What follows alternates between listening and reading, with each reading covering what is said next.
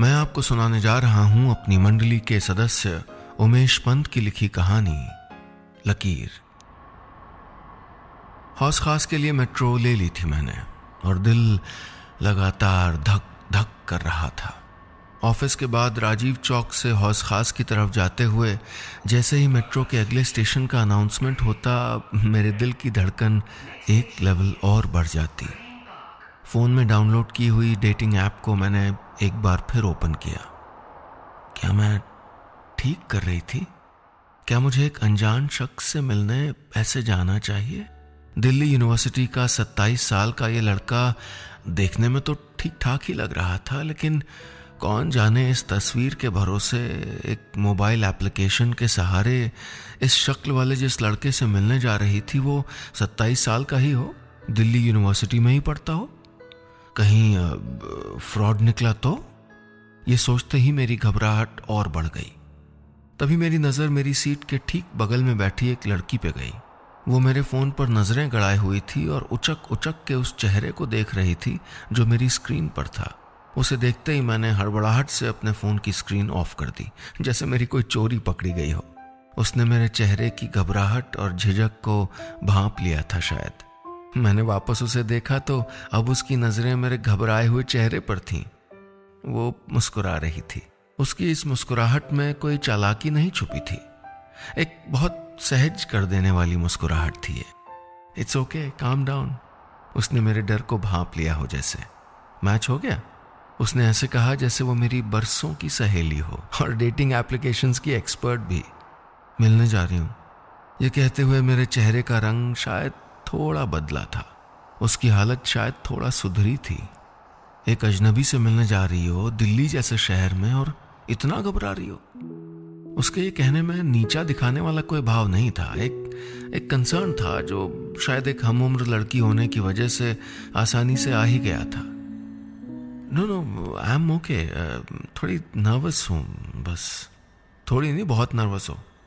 मुझे नहीं जाना चाहिए क्या? मैंने कहा। मेरे मन का डर अब जाहिर हो गया था। मुझे नहीं पता इन डेटिंग ऐप्स पे कितना भरोसा कर सकते हैं यार।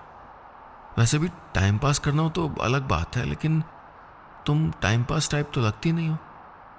बाय द वे, मेरा नाम सुहानी है। मैं रागिनी। अपना नाम बताते हुए मैं उसकी कही आखिरी बात पर सोचने लगी। अरे वाह, मैच तो हमारा नाम भी हो गया। नाम ही सही, रागिनी सुहानी। How matching. ये कहकर सुहानी हंस दी और इस बार मैं भी।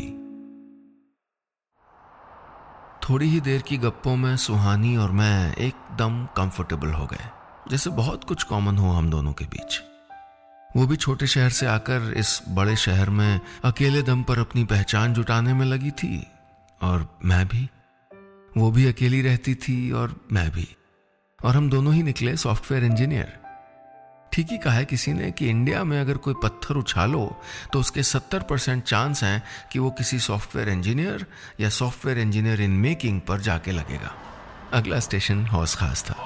राजीव चौक से हौस खास तक की इन 5-6 स्टेशनों की दूरी में मेरी घबराहट अब अरुचि में बदल गई थी। क्यों मिलना चाहती थी मैं इस लड़के से जिसे मैं जानती तक नहीं थी?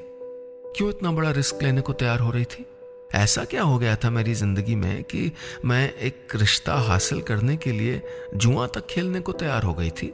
मैंने एक सेकंड में अपनी जिंदगी को रिवाइंड किया तो मुझे उस जगह कुछ ऐसा मिला ही नहीं जो याद करने लायक हो। जैसे सब कुछ बेरंग और खाली हो। घर, ऑफिस, ऑफिस, घर, दैट्स इट।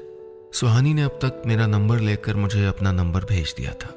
देखो, तुम यहाँ तक आई गई हो तो इस लड़के से मिल लो। शरीफ है, आई मीन शक्ल से तो शरीफ ही लगता है, लेकिन अगर कोई भी प्रॉब्लम लगने लगे तो मुझे बस एक मिस्ड कॉल या ब्लैंक मैसेज दे देना। मैंने उसे दिल से धन्यवाद कहा और मेट्रो से बाहर उतर गई। कुछ देर प्लेटफॉर्म पर टहलती रही और सोचती रही कि कितनी अकेली हो गई थी मैं। इस हद तक अकेली कि ब्लाइंड डेट तक के लिए तैयार थी। न जाने क्यों सुहानी से मिलने के बाद अपनी इस मुलाकात के लिए मेरी घबराहट या कहूं कि उत्सुकता बहुत कम हो गई थी। पहले जो घबराहट थी उसकी जगह एक अजीब किस्म के खालीपन ने ले ली थी। एक ऐसा खालीपन जिसे कई सारी तस्वीरों में से कोई एक तस्वीर मुलाकात के लिए चुन लेने भर से पूरा नहीं किया जा सकता था। शायद इसे भरने का कोई और तरीका तो जरूर होना चाहिए। कहीं सुहानी वही तरीका तो नहीं थी जो मुझे संयोगवश मिल गया हो। मेट्रो के एग्जिट नंबर 2 पर मैंने उस लड़के को मिलने के लिए बुलाया था जो मोबाइल के सॉफ्टवेयर की किसी खिड़की में मुझे मिला था। कुछ देर में वहीं इंतज़ार करती रही। वहाँ कई और लोग भी थे जो या तो किसी का इंतज़ार कर रहे थे या फिर यूं ही समय काट रहे थे। तभी मेरे फ़ोन में घंटी बजी। ये उसी लड़के का नंबर था जिससे मुझे मिलना था। मैंने फ़ोन को तुरंत साइलेंट कर दिया। मुझसे कुछ दूरी पर ही एक लड़का फ़ोन कानों में लगाए किसी के रिसीव करने का इंतज़ार कर रहा था। मैंने एस्केलेटर के बगल में बने उस पिलर के पीछे खुद को छुपा लिया। लग तो शरीफ ही रहा था पर थोड़ा बड़ा नहीं है। बड़ा तो नहीं लग रहा। जो फोटो तस्वीर में थी उससे उतना मैच तो नहीं हो रहा, पर कुछ हो भी रहा है। मैंने कंफर्म करने के लिए फ़ोन उठाया पर कुछ बोला नहीं। वो लड़का कुछ देर हेलो हेलो करता रहा और फिर मैंने फ़ोन काट दिया। उससे नज़र बचाकर मैं भागकर वापस मेट्रो के प्लेटफॉर्म पर आ गई। ट्रैक पर भागती मेट्रो जैसे भीड़ के साथ कई सवाल भी लेकर आई हो। आखिर 2 साल में जिस शहर में रह रही हूँ मैं, वहाँ क्यों कोई दोस्त नहीं है मेरा? क्यों कोई ऐसा नहीं है जिससे दिल की बात कह सकूं, जिससे अपनी तन्हाइयाँ बांट सकूं? मेट्रो के भीतर कई लोग थे जो आपस में हंस बोल रहे थे। दोस्तों का पूरा ग्रुप था जो खुद में इतना मशगूल था कि उसे कोई फिक्र ही नहीं थी कि उसके आसपास और कौन है। मुझे लग रहा था जैसे लगभग हर किसी के पास उसके दोस्त हैं, रिश्तेदार हैं, प्रेमी प्रेमिका हैं, हंसी हैं, बातें हैं, मुस्कुराहटें हैं, और मेरे पास बस अपने ऑफिस की चिंताएं हैं, असाइनमेंट्स हैं और कुछ भी नहीं। मैं अभी घर नहीं लौटना चाहती थी। उस 2 BHK की रूखी दीवारें इन दिनों काटने को दौड़ने लगी थी मुझे। उसकी खिड़कियों के बाहर बिखरे मकानों में अपने आस पड़ोस को लेकर तिरस्कार के अलावा और कुछ नहीं था। इन कुछ सालों में मुझे जैसे खुद का तिरस्कार करने की भी आदत हो गई थी। मुझे जैसे खुद से ही कोई मतलब नहीं रह गया हो। लेकिन अचानक किसी ने नींद से जगाया था मुझे। मैं जागी तो देखा अपने चारों ओर मैंने अकेलेपन का एक अदृश्य समंदर बना लिया था। शुरू में ऑफिस के नए नए दोस्त मिलने जुलने के लिए बुलाते ज़रूर थे, लेकिन न मैं कलीग्स के साथ पार्टियों में जाती, न शाम को किसी के साथ कॉफ़ी का ऑफर स्वीकार करती। जैसे कोई लकीर थी मेरे मन के भीतर जिसे मैं बचपन से आज तक कभी पार ही नहीं कर पाई। स्कूल में थी तो टीचर सवाल पूछते और मुझे जवाब पता भी होता, लेकिन न जाने क्यों एक डर सा था। कहीं जवाब गलत निकला तो मैं हाथ खड़ा नहीं करती और जवाब वही होता जो मैं सोच रही होती। वो लकीर शायद डर की लकीर थी। पढ़ाई खत्म हुई और जब नौकरी लगी तो तब भी वो डर वैसा का वैसा ही बना रहा। नए दोस्त बनाने का डर, नए रिश्ते बनाने का डर। पिछले महीने जब बीमार हुई तो पूरे 3 दिन बुखार से तपती रही थी मैं। शरीर की सारी ताकत बुखार ने सोख ली थी। ऐसे में ऑफिस भी जाती रही। लोगों ने शायद नोटिस किया या नहीं, लेकिन किसी ने पूछा कुछ भी नहीं। गलती शायद मेरी ही थी। किसी से इतनी करीबी बनाई ही कहाँ थी मैंने। आखिरकार जब बाथरूम से लौटते हुए उस दिन बेहोश होकर गिर ही पड़ी, तब जाके 2 दिन की मेडिकल लीव मिली मुझे। ऑफिस के ही डॉक्टर ने दवा भी दे दी। 2 दिन में बुखार तो उतर गया, लेकिन मुझे हर वक्त बीमार बीमार सा महसूस होने लगा। किसी चीज में कोई इंटरेस्ट ही नहीं रह गया था। न कोई हालचाल लेने वाला था, न ही मन के बोझ को हल्का करने वाला। घर में मम्मी पापा से रोज बात होती, लेकिन उस बात में भी एक बासीपन था। वही मौसम कैसा है, जॉब कैसी चल रही है, प्रमोशन कब होगा, खाना खाया कि नहीं, वही घिसे पिटे सवाल जिनके जवाब भी सालों से नहीं बदले थे। कोई ये क्यों नहीं पूछता था कि मेरे मन में क्या चल रहा है। मन के मौसम में ये जो उदासियों की शाम चली आई थी, उसका छंटना भी जरूरी था। मैं इंटरनेट पर खुश रहने के तरीके खोजने लगी और वहीं मुझे डेटिंग एप्लीकेशंस के बारे में पता चला। अपनी रेजिडेंशियल सोसाइटी और ऑफिस में कुछ लड़के पसंद आए थे मुझे, पर वो लकीर फिर आड़े आ जाती। अपने मन में बनी झिझक की उस लकीर को पार करना मेरे लिए असंभव था। खुद से दोस्ती के लिए हाथ बढ़ाने का न हौसला था मुझ में, न आत्मविश्वास। लेकिन आज तो मुझे इंटरनेट पर मिली उस संभावना ने भी निराश कर दिया था। अब क्या? तभी मुझे सुहानी का ख्याल आया।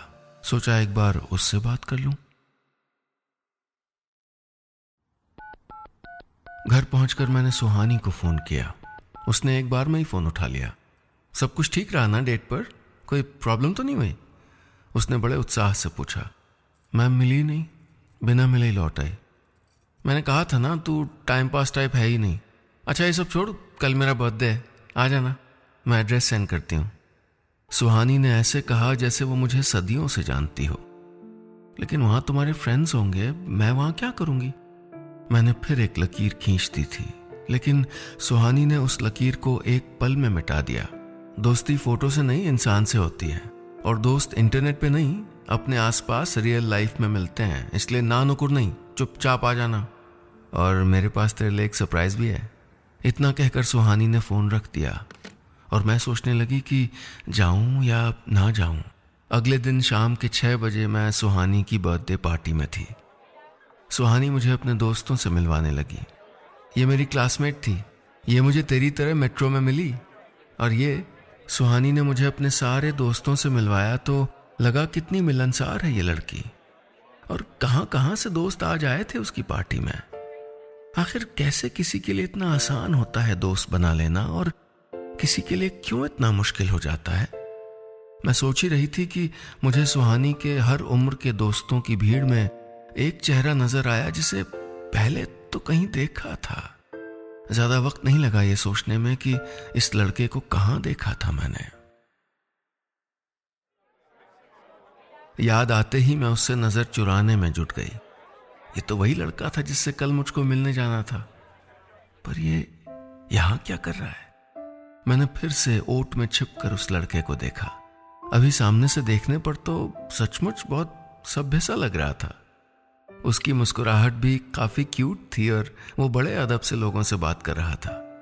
लेकिन एक हल्की झिझक उसमें भी थी और वो झिझक उसे और क्यूट बना रही थी। मैं छुप छुप कर हैरत के साथ उसे देख ही रही थी कि मेरे कंधे पर किसी ने हाथ रखा। मैंने घबराकर पीछे देखा। पीछे सुहानी खड़ी थी, हमेशा की तरह मुस्कुराती हुई। क्या देख रही है? उसने मुझे छेड़ने वाले अंदाज में कहा। अरे कुछ नहीं, वो पर्दे का कलर देख रही थी। अच्छा है, कहाँ से खरीदा? मैंने अपनी पकड़ी गई चोरी को कवर अप करने की एक नाकाम कोशिश की। आजा, तुझे पर्दे से मिलवाई देती हूँ, क्या पता तुझको डिस्काउंट ही मिल जाए। ये कहकर सुहानी मेरी कलाई पकड़कर मुझे अपने साथ लेके जाने लगी। अरे क्या कर रही हो? मैं और घबरा गई थी। वो मुझे उसी लड़के की तरफ ले जा रही थी। मैं कुछ सोच पाती इससे पहले ही मैं सुहानी के साथ उस लड़के के बगल में खड़ी थी। इनसे मिलिए, शायद आप एक दूसरे को जानते हैं। निखिल? मुझे देखते ही उस लड़के ने भी कुछ झिझकते हुए सुहानी से कहा। इन्हें तो कहीं देखा है ऐसा लग रहा है। हाँ ये वही है, कल जो मैच मेकिंग अधूरी रह गई थी, मुझे लगा आज बहाने से पूरी कर ली जाए। सुहानी ने शरारत से कहा। मैं कुछ पूछती इससे पहले ही सुहानी ने सारा रहस्य खोल दिया।